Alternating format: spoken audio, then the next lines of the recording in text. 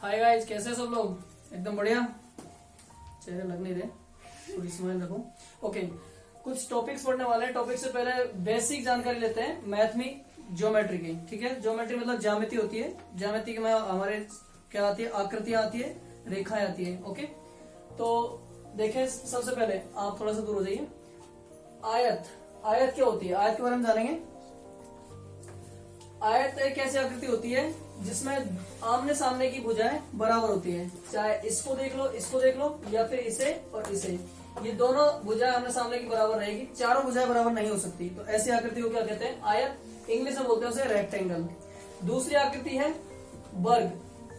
वर्ग का मतलब कैसे समझोगे? एक ऐसी आकृति जो चारों भुजाओं से मिलकर बनी है और उस आकृति में आमने सामने की और अगल बगल वाली चारों भुजाएं बराबर होती है, एक जैसी होती है। तो ऐसी आकृति जिसकी चार भुजाओं से मिलकर बनी आकृति जिसकी सभी भुजाएं एक जैसी हो, बराबर हो, उसे कहते हैं वर्ग। इंग्लिश में उसे कहते हैं स्क्वायर। ठीक है, फिर तीसरी जो आकृति है वो है त्रिभुज। त्रिभुज एक तीन भुजाओं से मिलकर बनी बंद आकृति, बंद है, कंप्लीट है, तो इसे कहते हैं त्रिभुज। ट्राई एंगल, जिसमें तीन कोण बन रहे हैं। ट्राई यानी तीन, एंगल यानी कोण। तो एक ऐसी भुजा, एक तीन भुजाओं से मिलकर बनी ऐसी आकृति जिसमें तीन कोण बन जाते हैं और तीन भुजाओं से मिलकर बनी होती है, ट्रायंगल कहलाती है। इसके बाद आती है चतुर्भुज, क्वाड्रिलेटरल। तो चार भुजाओं से मिलकर बनी आकृति चतुर्भुज कहलाती है। ये दोनों भी चतुर्भुज के ही स्थित है हमारे। फिर आता है गोला। गोला देसी भाषा में बोलते हैं, वैसे इसको हिंदी में वृत्त बोलते हैं और इंग्लिश में कहते हैं इसे सर्कल। ठीक है, तो ये चीज रहेगी। और वैसे कुछ चीजों का ध्यान देंगे, जैसे कि साइड। साइड क्या होती है? तो देखो, ये जो आकृतियां बनी है हमारी, इनको साइड्स कहते हैं। साइड, SID की साइड, साइड होती है भुजा। तो देखो, इसमें 1, 2, 3 और 4 भुजाएं हैं, तो भुजा को कहेंगे साइड। ठीक है, हमको पता होना चाहिए। हम जब भी साइड्स के बारे में बात करें, इसके फॉर्मूले में आएगा कि आयत का फॉर्मूला क्या होता है, एरिया ज्ञात करने का, स्क्वायर का क्या होता है। तो जैसे स्क्वायर का हम बोल देंगे साइड का स्क्वायर। कल सवाल भी किए थे हमने इधर, तो उन चीजों को देखेंगे। तो साइड होती है भुजा। फिर होती है लेंथ, LENGTH, लेंथ। लेंथ यानी होती है लंबाई। किसी भी भुजा की, कोई रेखा की लंबाई जहां पर बात करेंगे तो लंबाई को क्या बोलेंगे? लेंथ। लेंथ यानी लंबाई। फिर आती है विड्थ। इसको अलग अलग तरीके से लिख देते हैं, VREADTH या फिर WIDTH, विड्थ। विड्थ का मतलब होता है चौड़ाई। ठीक है, फिर आता है आपका नेक्स्ट HIGHT, हाइट। हाइट यानी होती है ऊंचाई। अब ऊंचाई की जरूरत कहीं भी पड़ जाएगी हमको किसी भी चित्र में, अगर हम ऊंचाई की बात कर रहे हैं तो यहाँ पर हाइट का यूज करेंगे। इनको शॉर्टकट में लिख सकते हैं हम। ओके, शॉर्टकट कैसे ले सकते हैं? लेंथ को हम शॉर्टकट में L बोल देते हैं, विड्थ को B ज्यादातर यूज करते हैं और हाइट को H।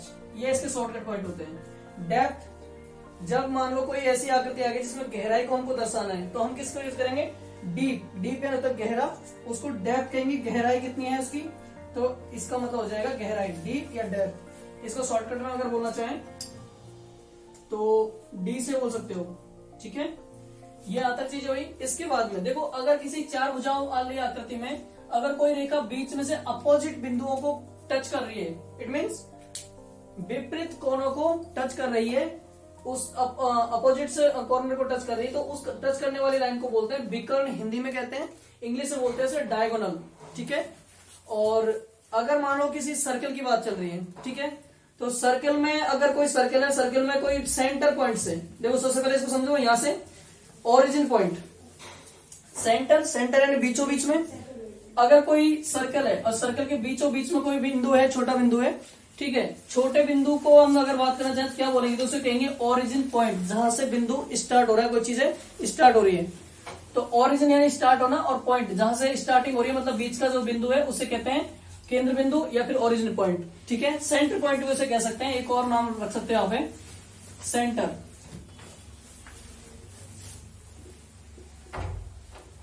ठीक है, सेंटर पॉइंट या ओरिजिन पॉइंट, इसे कहते हैं केंद्र बिंदु।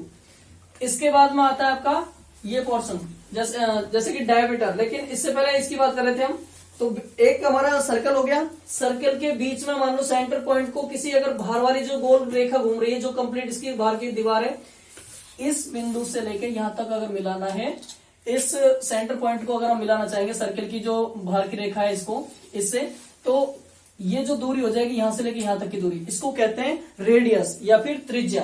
तो रेडियस हमने दे रखा RADIUS, रेडियस, रेडियस एंड त्रिज्या, ठीक है। और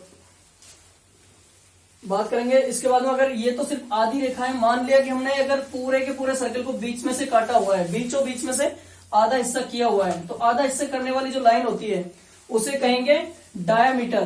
क्या कहेंगे? डायामीटर।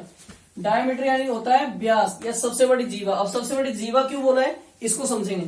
देखो, जो वृत्त का किसी छोटा सा पार्ट को अगर हम काटते हैं या फिर एक रेखा खींचते हैं जहां से थोड़ा हिस्सा कवर हो जाता है, तो उस हिस्से को कहते हैं जीवा, और इंग्लिश में बोलते हैं कॉर्ड। चॉर्ड कह सकते हो या फिर इसको समझाने के लिए कॉर्ड भी कह सकते हो, इसको कॉर्ड, ठीक है। ये हो जाएगी। और एक चीज और आपको बतानी थी, क्योंकि कई बार दिक्कत हो जाती है। मान लो कोई सर्कल दे रखा है आपको ये, तो सर्कल की हमने वृत्त की बात तो कर ली कि पॉइंट भी समझा दिया, आधी रेखा भी समझा दी जो रेडियस होती है, और इसके पूरा व्यास भी समझा दिया, डायमीटर भी समझा दिया, कॉर्ड जो जीवा है वो भी समझा दी। बट इसकी जो गोल रेखा है, जो बाहर की रेखा है, इसे क्या कहते हैं, इसको भी तो हमको पता होना चाहिए।